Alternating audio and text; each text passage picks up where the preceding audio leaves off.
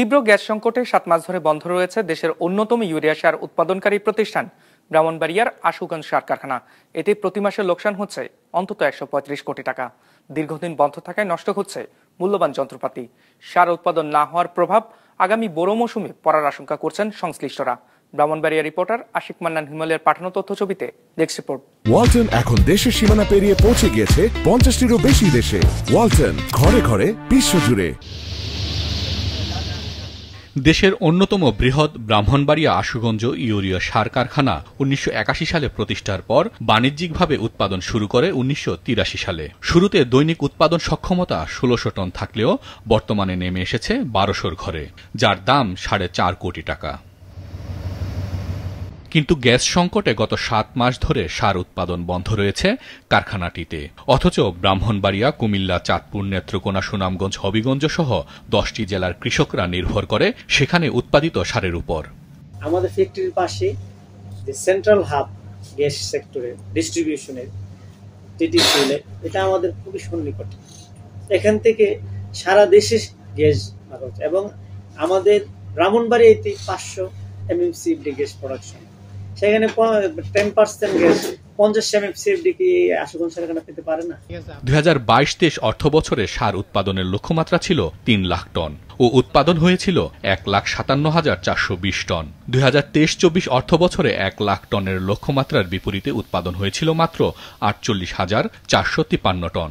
অথচ কারখানাটির উৎপাদন সক্ষমতা 4 লাখ টনের বেশি।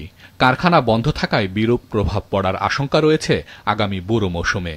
একটা প্রতিষ্ঠানকে আমরা বন্ধ রাখে তাহলে এটা দেশের অর্থনীতিতে বিরূপ একটা প্রভাব ফেলবে। আপনি আমদানি নির্ভরতা কতদিন চালাবে? বিশ্বে একটা টালমাটাল অবস্থার কারণে যে কোনো সময় সারের মূল্য বহির্বিশ্বে বেড়ে যেতে পারে, তখন আপনি কি করবেন? এই ফ্যাক্টরিগুলো না চলে যদি বসাই ফেলেন, তখন আপনি আমদানি করতেও পারবেন না, যেখানে দেশের খাদ্য নিরাপত্তা বিরাট একটা শঙ্কার মধ্যে পড়বে। চেয়ারম্যান স্যার ভিজিট করছে, ডাইরেক্টর স্যাররা ভিজিট করছে এবং হেড অফিসে আমাদের থেকে আশ্বাস দেওয়া হয়েছে যে আমাদের কারখানা চালু হবে এবং আমরা এটা আশাবাদী। আমাদের এখানে শ্রমিক কর্মকর্তা আমরা সবাই আশাবাদী যে অন্যান্য কারখানা চালু হওয়ার সাথে সাথে আমাদেরও চালু হবে। দীর্ঘদিন বন্ধ থাকার ফলে নষ্ট হচ্ছে মূল্যবান যন্ত্রপাতি। কাজ না থাকায় বেকার সময় পার করছেন শ্রমিকরা। একটা কারখানা বসে রাখার জন্য আপনার কি পরিমাণ রাস্ট এবং করোশা নিরসন হওয়ার পরে কারখানাগুলোর ক্ষতি হচ্ছে।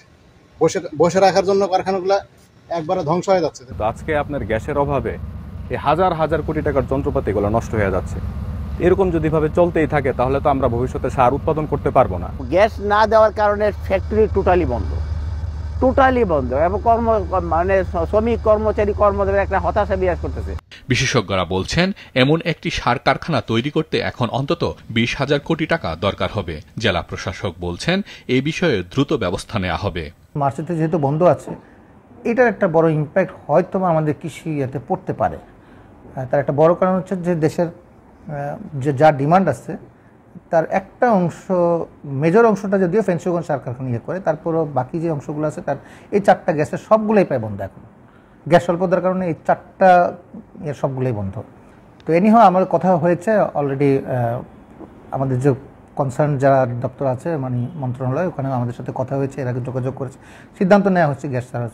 বাংলাদেশ ফার্টিলাইজার অ্যাসোসিয়েশনের হিসেবে দেশে প্রতি বছর গড়ে 26 লাখ টন ইউরিয়া সার দরকার হয়, যার অন্তত 10 লাখ টন দেশে উৎপাদন সম্ভব।